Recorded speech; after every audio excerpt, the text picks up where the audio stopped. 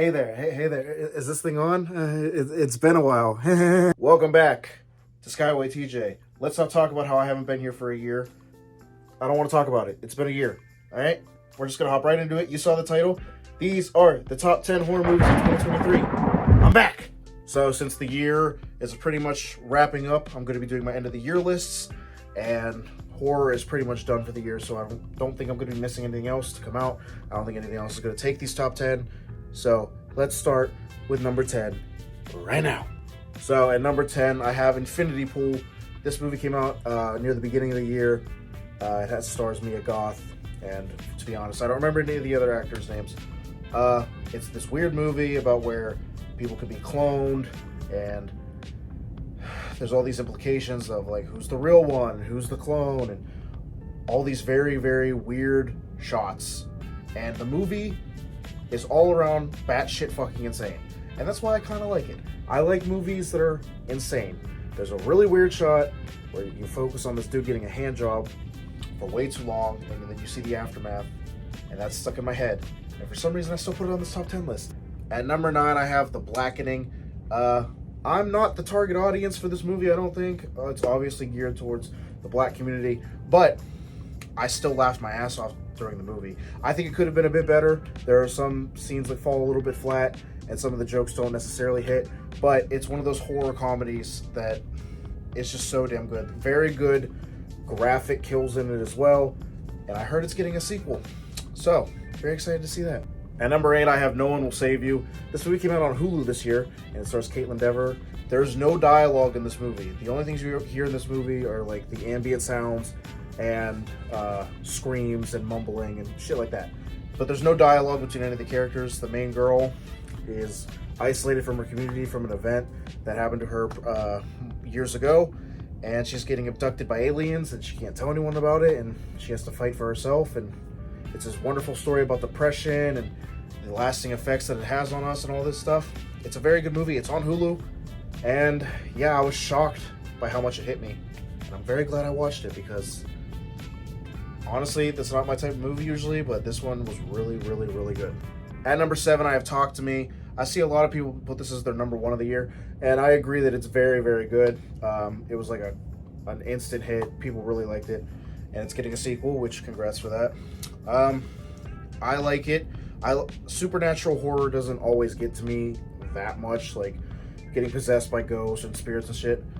It gets old a little bit to me, so I didn't think this like invented anything too new, but I do think it's very well done, and I do like the hand and the implications of what it does, and I think some of the effects and everyone in it does very well. It's just, I wanted to put this higher, but I didn't because this movie has been kind of good for horror. But Talk to Me, number 7, it's still very good. You should watch it. At number 6, I have Evil Dead Rise. Easily one of the best movies in the Evil Dead franchise. I really like the remake that they did a few years ago, and I like 2, obviously. But this one is very good, very gory, very disgusting. Everyone in it does an incredible job of what they're supposed to be doing. And it has one of the best openings of the year, one of the best title card openings, if you want to call it that. It's amazing and very, very, very disgusting, which is what you should expect from the Evil Dead franchise. Entering the top 5 horror movies of this year, in my opinion, we have Totally Killer. This movie came out on Amazon Prime. It is a movie that mashes together 2 of my favorite things, horror and time travel / Back to the Future. This girl pretty much travels back in time to stop a serial killer in the past so that he doesn't murder her mom in the future. It's very good, it's very meta, and it's very self-aware of what it is. Some of the jokes don't necessarily hit all the time, but for me, someone who is obsessed with Back to the Future and time travel movies in general, I really, really like Totally Killer, and I love slashers, so it's just the perfect genre baby that I've always wanted, and I really enjoyed it, and people seem to have enjoyed it as well, so I'm glad. At number 4, I have Megan. Megan came out at the very beginning of the year, and it's been high up on my list ever since. It's probably too high in comparison to other lists. I'm sure a lot of people don't think it's that great, but I like Megan. I think Megan is hilarious. Yes, it's kind of a Chucky ripoff, but Megan is just an icon at this point. Like, she's goated. She's getting a sequel. I don't know. I really like Megan. I don't know if I'm alone in this camp, But I just like the way they did it. It's not that bloody of a movie. I think it's PG-13. It might be R. I don't know.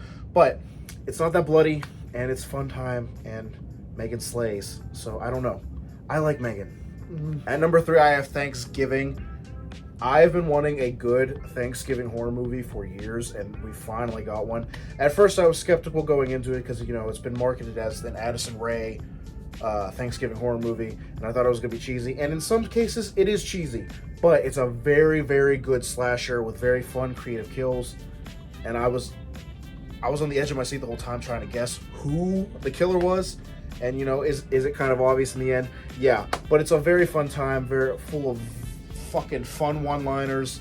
There will be no leftovers. It's so good. Go watch Thanksgiving. At number 2, I have Saw X. This should come to no surprise to anyone who knows me. I love the Saw franchise. Some of them are way better than others, obviously, but Saw X, it's good to see. To most horror fans and most moviegoers this year, Saw X had a real impact on people, and it's mostly because they brought back Tobin Bell as John Kramer. People love John Kramer. The movies that have John Kramer in them are the best Saw movies. Like, there's no doubt. So it was nice to see him back, and also to see Amanda Young back. So it's a very fun time. It's good. It gives you some backstory on John and his first game. It's very good. We're going to get more sequels. I don't know if they're going to be continuing off of this storyline or the storylines they've been setting up in Jigsaw and Spiral, but I don't know. I'm glad to see the Saw franchise is thriving, though, because it's been a minute since it has been. And at number 1, to no surprise, I have Scream 6. I'm a diehard Scream fan. I love all those movies very, very much. And Scream 6 did its job well enough. I still think I like 5 a bit more, but I think Scream 6 does a very good job. I like them paying homage to all the previous killers. The killer reveal themselves is kind of whatever, but I loved what they did. I love the little museum of horror props they have at the end from the other movies. And I think Melissa Barrera and Jenna Ortega fucking kill it in this movie, and Scream 7 is now doomed because of what Spyglass is doing. So fuck Scream 7. That's not going to be a good movie because they've just shot themselves in the foot.